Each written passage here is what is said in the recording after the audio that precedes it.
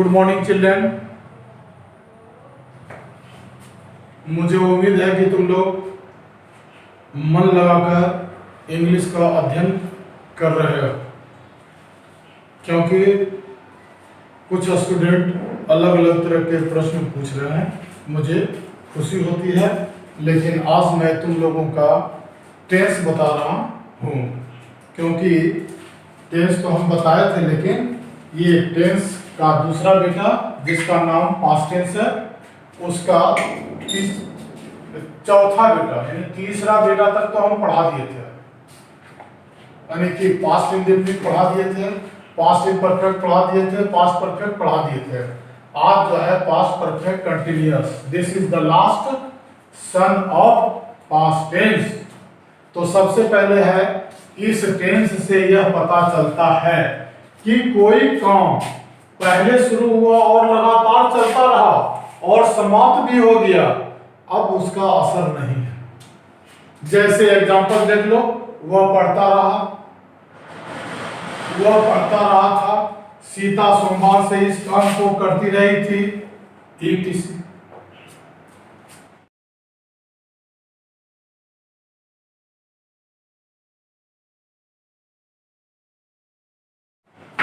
अब देखो पहचान है, इस टेंस के हिंदी वाक्य के अंत में ता रहा था, दे रहे थे, ती रही थी, etc लगा रहेगा।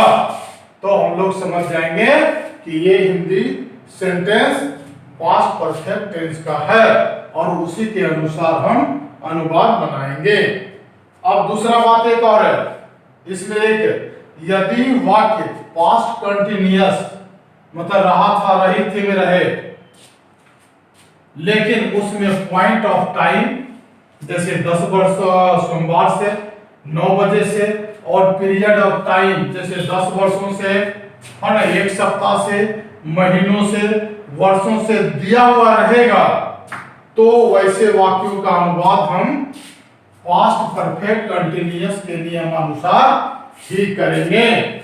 अब देखो पीरियड ऑफ टाइम में क्या आता है, 10 वर्षों से, 1 सप्ताह से, वर्षों से, महीनों से, यानी कि इसमें टाइम काउंटिंग आएगा। और पॉइंट ऑफ टाइम में 9 बजे से, सोमवार से, 2090 से, ये सब रहेगा। तो ये सब पहचान करके तुमको अनुवाद बनाना है। अब मैं तुमको कुछ एग्जांपल देकर बता रहा हूं।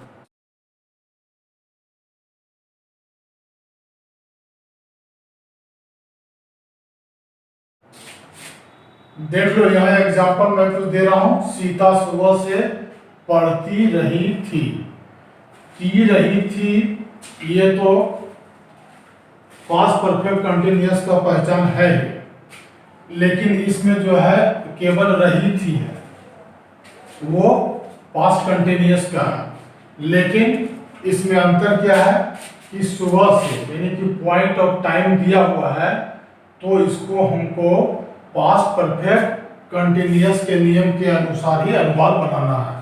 सबसे पहले देखो, सीता सुबह से पढ़ती रही है, Sita had been reading, V4 लगता है, सिंस मॉर्निंग।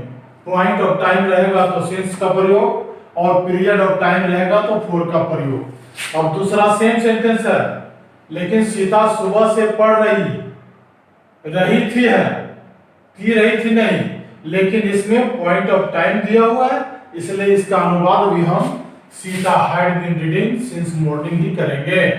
मतलब according to the rules of the fourth son of past tense, whose name is past perfect continuous।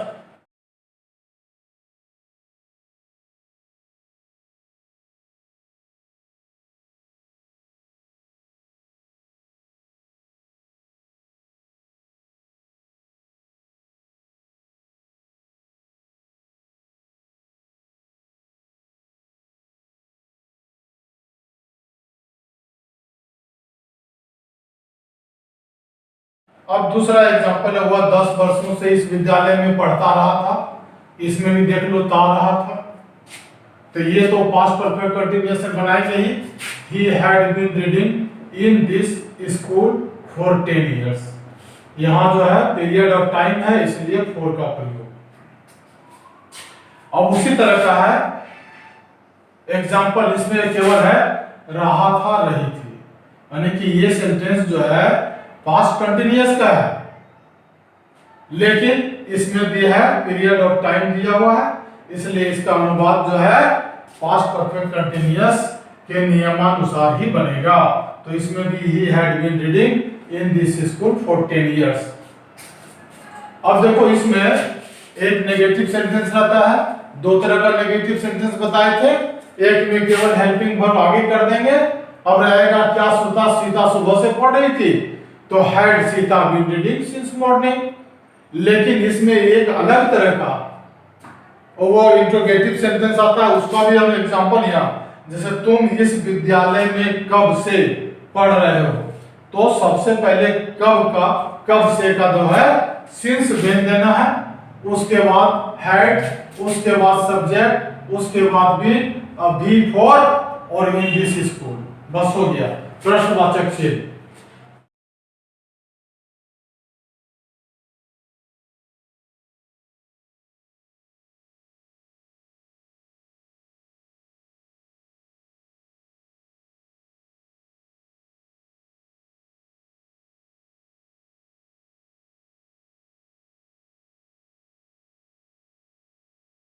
और यहाँ पर नोट हम लिख दिए हैं, है ना, पीरियड ऑफ टाइम के लिए तुमको फॉर का प्रयोग करना है और पॉइंट ऑफ टाइम के लिए सिंस का प्रयोग करना है।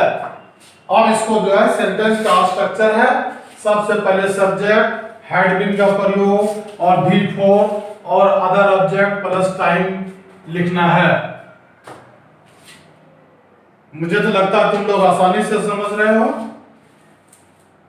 कुछ विद्यार्थी का प्रतिक्रिया मुझे रोज मिलता रहता है, थैंक यू। अब मैं तुम्हें एक टेबल की सहायता से समझाने जा रहा हूं, जिससे तुम बिल्कुल आसान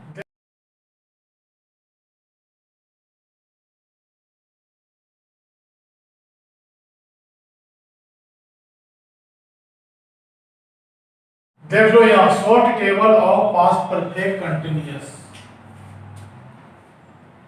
ठीक है, विच हेल्प्स द स्टूडेंट्स, जो मदद करता है विद्यार्थियों को to translate from Hindi into English, मतलब हिंदी से अंग्रेजी में अनुवाद करने। शुरू से ही हम बता रहे हैं नंबर दो तरह के होते हैं, सिंगुलर नंबर और प्लूरल नंबर। सिंगुलर नंबर में एक व्यक्ति वस्तु और प्लूरल नंबर में एक से अधिक व्यक्ति वस्तु का प्रयोग होता है। उसके बाद पर्सन है, पर्सन तीन तरह के होते हैं। फर्स्ट पर्सन, बोलने वाले को फर्स्ट पर्सन कहते हैं, जैसे आई, माई, मी, वी, आवर, अस। और सेकंड पर्सन यानी सुनने वाले को सेकंड पर्सन कहते हैं, जैसे यू, योर, योर। इस यू का मतलब है केवल तुम और आप, और इसका है तुम लोग या आप लोग। अब थर्ड पर्सन है जिसके बारे में कुछ कहा जाए, जैसे ही, सी, इट, नाम। और इसका प्लूरल में है they, boys, Ram and Shyam, two name है। यानी कि जो पर्सन हम लोगों के सामने नहीं है और उसके बारे में हम कुछ कह रहे हैं, उसको थर्ड पर्सन के सिंगुलर नंबर में, यदि सिंगुलर है तो, और नहीं तो प्लूरल है तो उसको प्लूरल नंबर में रखते हैं। अब हम लोग पढ़ रहे हैं पास्ट परफेक्ट कंटिन्यूअस। उसका पहचान तो है रहा था, लेकिन कब, जब पॉइंट ऑफ टाइम या पीरियड ऑफ टाइम दिया हुआ रहेगा। और इधर जो है ते रहे थे में यदि पॉइंट ऑफ टाइम और पीरियड ऑफ टाइम नहीं भी दिया रहेगा तो भी हम लोगों को पास्ट परफेक्ट कंटिन्यूअस के नियमानुसार ही हिंदी से अंग्रेजी में अनुवाद बनाते हैं। अब देखो पहला एग्जांपल है, मैं सुबह से पढ़ रहा था, तो I had been reading, before लगाना, सिंस मॉर्निंग। जैसा स्ट्रक्चर हम बता दिए, हम लोग सुबह से पढ़ते रहे थे, तो we had been reading since morning. उसी तरह आप या तुम सुबह से पढ़ रहे थे, तो you had been reading since morning. तुम लोग सुबह से पढ़ रहे थे, you had been reading since morning. अब आ जाते हैं थर्ड पर्सन। तो मैं वह सुबह से पढ़ रहा था, he had been reading since morning.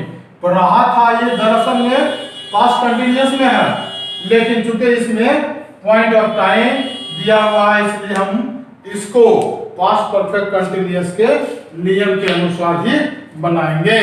अब ये है थर्ड पर्सन में आ जाते हैं। वे लोग सुबह से पढ़ते रहे थे, तो they had been reading since morning. इसके पहले हम तुम लोगों को बता दिए थे कि पॉइंट ऑफ टाइम के लिए सिंस का प्रयोग करना है और पीरियड ऑफ टाइम के लिए फॉर का प्रयोग करना है, जिसको हम इसके पहले एग्जांपल के साथ लिखा दिए थे। अब तुम लोगों को कम से कम इस टेंस से रिलेटेड एक्सरसाइज, एक पहला होगा एफर्मेटिव सेंटेंस, दूसरा नेगेटिव आएगा। नेगेटिव में खाली नोट का प्रयोग कर देंगे, हो जाएगा।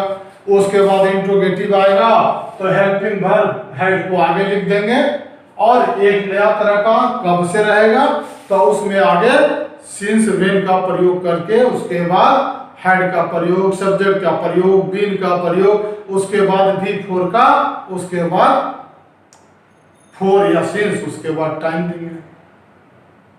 तो मुझे उम्मीद है तुम लोग अच्छी तरह समझ रहे हो।